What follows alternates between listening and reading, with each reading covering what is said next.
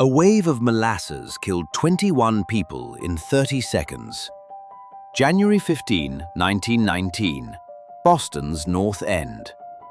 A normal winter day until the tank exploded.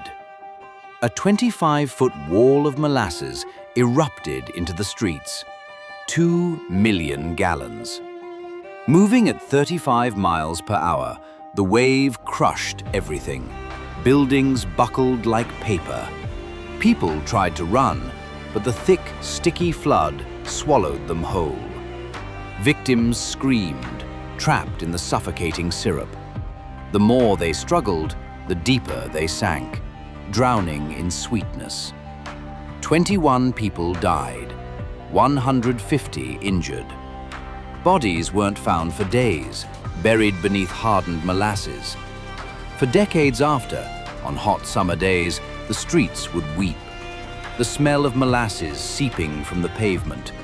A reminder that some disasters are so bizarre, so unexpected, that death comes from where you least expect it.